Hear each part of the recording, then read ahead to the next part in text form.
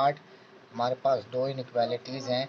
First inequality है 4x minus 3y less than is equal to 12 और second inequality है x greater than is equal to negative 3/2। इन दोनों inequalities को हमें ग्राफ करना है और इनका जो सोल्यूशन सेट है उसको शेड करके हमें बताना है, इंडिकेट करना है कि ये वाला सोल्यूशन है। तो चूँकि लीनियर प्रोग्रामिंग है और ग्राफिकल मेथड हम यूज़ कर रहे हैं, तो अगर इन इनइक्वालिटीज़ को दोनों को हमें ग्राफ करना है तो हमें पॉइंट्स चाहिए। तो पहले फर्स्ट इनइक्वालिटी को देखते हैं। ग्राफ करने के लिए हम क्या करते हैं, जो फर्स्ट इनइक्वालिटी है इसका हम सबसे पहले एसोसिएटेड इक्वेशन बना लेंगे। पहले वो इनइक्वालिटी थी 4x minus 3y less than is equal to 12। हमने क्या किया, उस लेस देन को ख़त्म करके इक्वल में लिख लिया, वो अब इक्वेशन बन गई। इसको हम कहते हैं एसोसिएटेड इक्वेशन। ये एसोसिएटेड इक्वेशन है फर्स्ट इनइक्वालिटी की, ठीक है। इसके बाद अब आप देखें, अब हमें क्या करना है, पॉइंट्स फाइंड आउट करने हैं। तो उसके लिए हम ऐसा करेंगे, put x is equal to 0, x की जगह पे इस इक्वेशन 1 में 0 पुट कर देंगे। तो आपके पास हो जाएगा 4 इंटू 0 माइनस 3y। देखें इस x की जगह पे 0 पुट कर दिया, minus 3y is equal to 12। तो दिस इम्प्लाइज दैट ये वाली जो चीज़ है 4 मल्टीप्लाइड बाय 0, ये तो 0 हो गया, तो minus 3y is equal to 12 हो जाएगा। तो 3 को जब हम डिवाइड कराएंगे तो y की वैल्यू 4 आएगी, नेगेटिव 4। तो y is equal to negative 4। अब हमारे पास पॉइंट एक आ गया कि x 0 है तो y नेगेटिव 4 है। तो ये पॉइंट आ गया, इसको हम प्लेन में अभी ड्रा करते हैं। उससे पहले हम क्या करेंगे, अभी x को 0 किया था पुट, तो अब y को भी 0 पुट कर देंगे। 4x माइनस 3 इंटू 0, जो y है y की जगह पे हमने 0 पुट कर दिया। अच्छा, तो इज इक्वल टू 12। यहाँ पे भी ऐसे होगा कि this implies that x is equal to 3, x की वैल्यू 3 आ जाएगी आपके पास। तो पॉइंट बनेगा 3 एंड 0, दोनों पॉइंट्स आ गए। अब हमें यह चेक कर लेना है कि जो इस इनइक्वालिटी का सोल्यूशन होगा वो ओरिजिन की साइड पे होगा या ओरिजिन से अपोजिट साइड पे होगा। तो उसके लिए हम क्या लिखते होते हैं, हम कह देते हैं फॉर सोल्यूशन, मतलब ये कि सोल्यूशन के लिए हम चेकिंग कर रहे हैं। तो x की जगह पे 0 पुट कर दें, 4 इंटू 0 माइनस 3 इंटू 0, वाई की जगह पे भी 0 पुट कर दें। तो आपके पास बनता है ये 0 लेस देन 12। देखिए ये बनेगा 0 लेस देन 12। तो ये बात ट्रू है कि 0 जो है वो लेस से स्मॉलर होता है। इस बात का मतलब ये है कि जो फर्स्ट इनइक्वालिटी है उसका जो क्या कहते हैं कि सोल्यूशन आएगा ग्राफ में, वो ओरिजिन वाली साइड पे आएगा, ठीक है। अब ये फर्स्ट इनइक्वालिटी का हमने पॉइंट्स भी फाइंड आउट कर ली और उसकी पोजीशन भी फाइंड आउट कर ली। अब हम सेकंड इनइक्वालिटी को देखते हैं। वो आपके पास है x greater than is equal to negative 3/2। तो इसकी जब हम एसोसिएटेड इक्वेशन बनाएंगे तो x is equal to minus 3/2 हो जाएगा। अच्छा, x is equal to minus 3/2 हो गया। तो अब आप देखें कि इसमें हमें 0 नहीं पुट करना, डायरेक्ट x की वैल्यू आ गई। तो अब पहले तो इनइक्वालिटी थी ना, ये इनइक्वालिटी थी कि x greater than is equal to negative 3/2, तो हमने उसको x is equal to negative 3/2 कर लिया। अब ये इक्वेशन बन गई एसोसिएटेड इक्वेशन सेकेंड इनइक्वालिटी की, तो इसको 2 कह दिया। अब यहाँ पे हमें x को और y को 0 नहीं पुट करना क्योंकि जस्ट x है, तो ठीक है वो x की वैल्यू रहेगी। हाँ, ये चेक कर लेते हैं कि इसका सोल्यूशन कहाँ पे आएगा with respect to origin second inequality का। तो x की जगह पे 0 पुट करें तो वो जस्ट x ही है, y तो है नहीं, तो 0 ग्रेटर देन नेगेटिव 3/2 हो जाएगा। तो 0 जो है वो नेगेटिव नंबर से ग्रेटर होता है, तो यहाँ पे जो कंडीशन आपके पास बनेगी, सॉरी फॉल्स नहीं ट्रू, यहाँ पे भी आपके पास कंडीशन जो है वो ट्रू बन जाएगी। तो इस तरह से दोनों इनइक्वालिटीज़ के हमने पॉइंट्स भी फाइंड आउट कर लिए और ये भी देख लिया कि वो दोनों with respect to origin true हैं। अब हम ये ग्राफ पेपर लेंगे। देखें ये ग्राफ पेपर है, इस पे हम एक ड्रा करते हैं वर्टिकल लाइन जिसे हम y एक्सिस कहेंगे, और इसी तरह से यहाँ पे हम एक ड्रा करते हैं हॉरिजॉन्टल लाइन।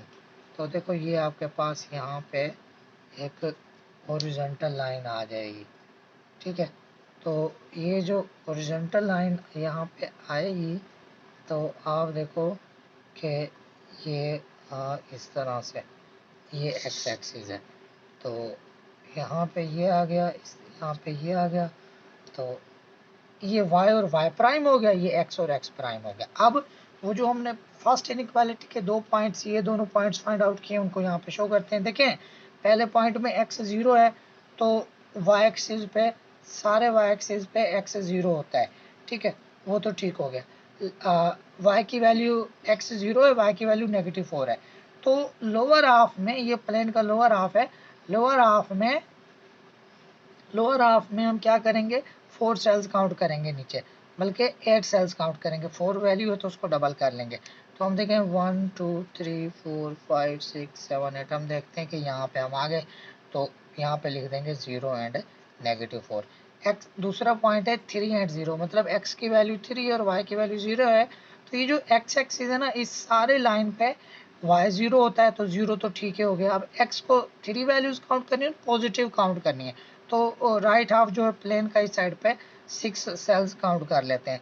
तो वो राउंड अबाउट आई थिंक यहाँ पे बनते हैं, देख लेते हैं, 1 2 3 4 5 एंड 6। तो 3 वैल्यू 3 थी ना एक्स की, तो उसको हमने डबल किया कि ग्राफ थोड़ा सा बड़ा बन जाए। तो ये दोनों हमने पॉइंट्स वहाँ पे ड्रा कर लिए, जो ये वाले दो पॉइंट्स फाइंड आउट किए थे। अब इसके बाद हम क्या करेंगे, यहाँ पे देखें, ये स्केल रख के इस तरह से, और ये हमारे पास देखें फर्स्ट इनइक्वालिटी जो है प्लेन में हमने ड्रा कर दी है, तो इसको 1 कह देते हैं या इनइक्वालिटी यहाँ पे लिख देते हैं।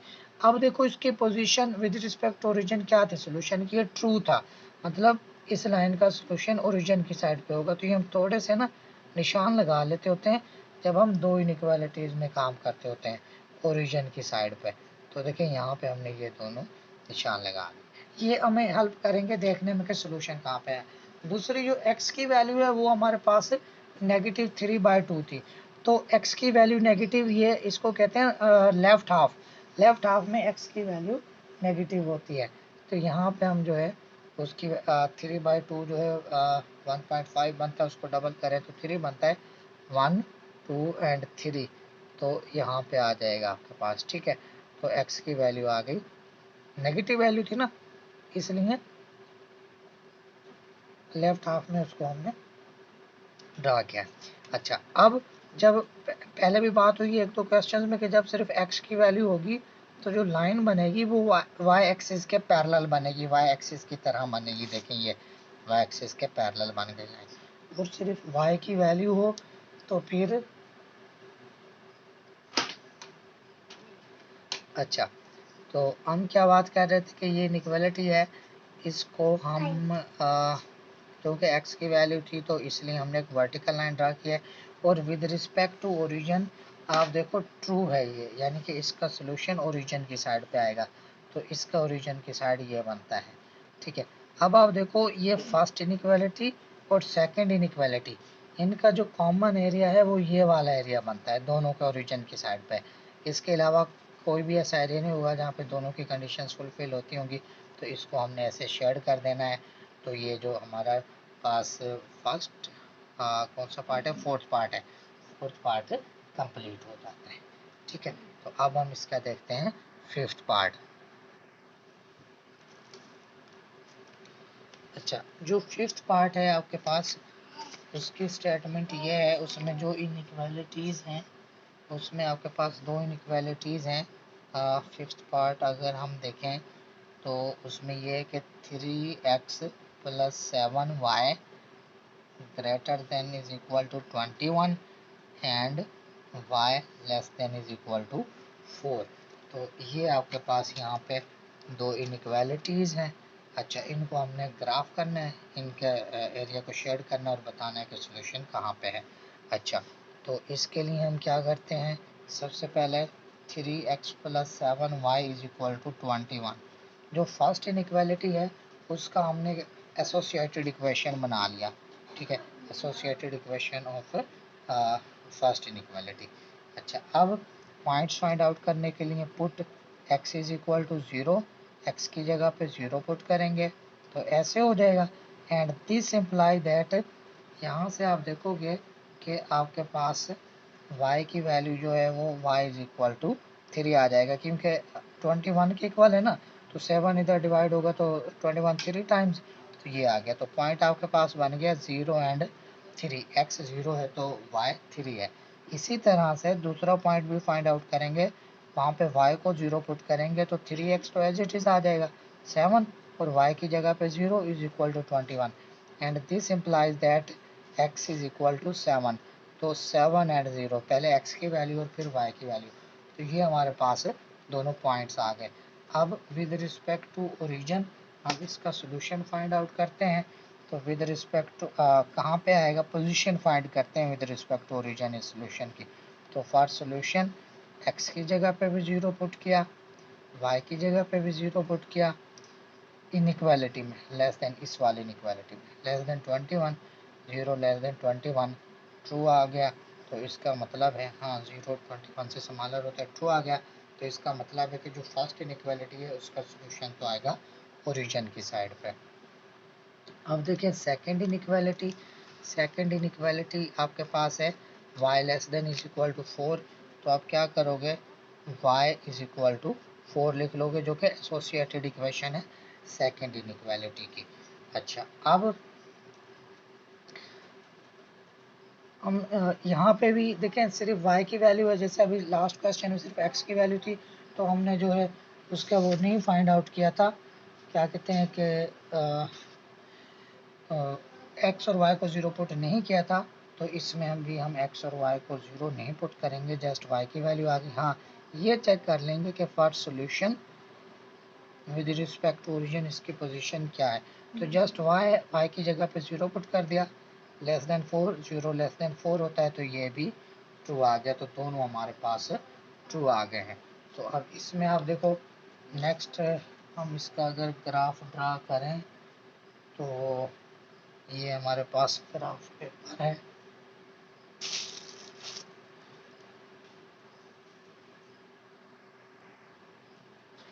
इस ग्राफ पेपर में हमने देखें ये यहाँ पे एक वर्टिकल लाइन ड्रा कर ली जिसे हम y एक्सिस कहेंगे। तो इसी तरह से एक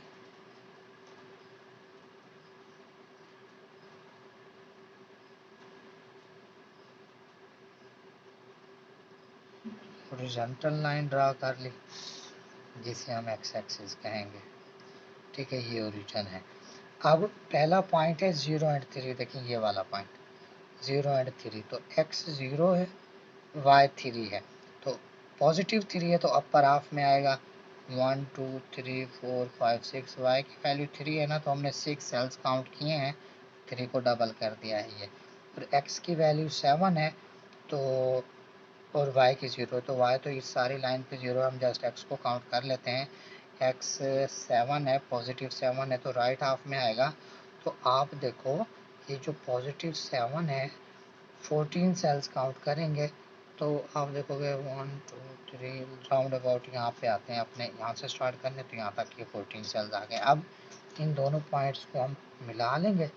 तो जब इन दोनों पॉइंट्स को हमने मिलाया और लाइन को ड्रा किया, तो हमारी जो फर्स्ट इनइक्वालिटी है वो प्लेन में ड्रा हो गई। ठीक है। अच्छा, अब विद रिस्पेक्ट टू ओरिजिन जो सोल्यूशन था, सोल्यूशन की पोजीशन थी वो ट्रू थी, मतलब ओरिजिन की साइड पे था सोल्यूशन। तो देखें ये वाला ओरिजिन बनता है। दूसरे इनइक्वालिटी में क्या है, ये देखो यहाँ पे कहीं पे लिखा है हमने y is equal to 4, just y की वैल्यू है पॉजिटिव 4, 1 2 3 4 यहाँ पे आएगा 4, बल्कि 8 यहाँ पे आएगा। तो ये 6 हो गया, 7 8 यहाँ पे आते हैं इसका। ठीक है, तो ये आपके पास है, यहाँ पे आप लिख लोगे 0 नहीं, just y is equal to 4, कुछ भी नहीं लिखेंगे, बस ऐसे इनइक्वालिटी के साथ लिख देंगे कि y less than is equal to 4।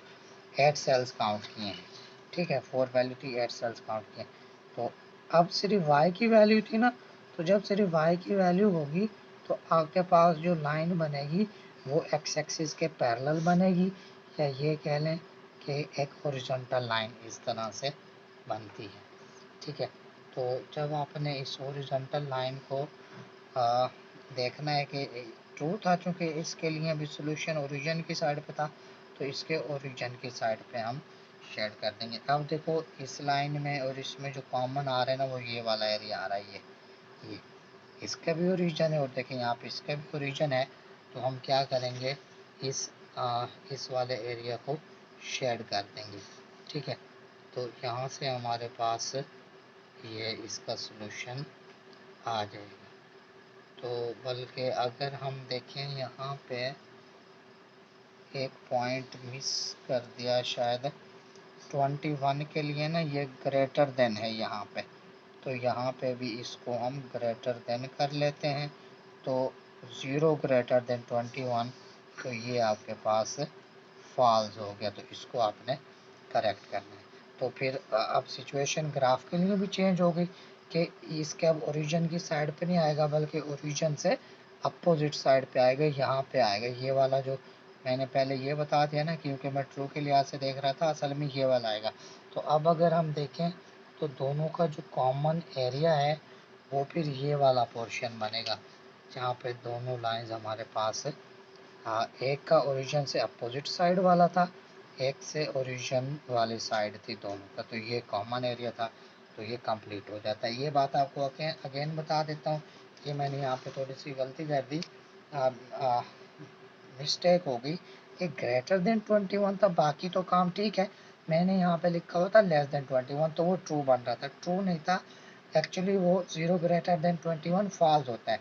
तो ये जो फर्स्ट इनइक्वालिटी है ये वाले ग्राफ में, ये फर्स्ट इनइक्वालिटी है, इसका सोल्यूशन यहाँ पे आना था, ओरिजिन से अपोजिट साइड पे आना था, ये ओरिजिन से अपोजिट साइड है। और फिर जो फर्स्ट इनइक्वालिटी है उसका ओरिजिन की साइड पे आना था, ऐसे। तो अब जो दोनों में कॉमन बनता है ना, ये नहीं है, ये वाला नहीं है, ये मिस्टेक होगी। तो ये असल में है शेडेड एरिया। तो ये आपका क्वेश्चन नंबर कौन सा क्वेश्चन है, क्वेश्चन नंबर 2 का 5th पार्ट है। आपका क्वेश्चन नंबर 2 भी कंप्लीट हो जाता है।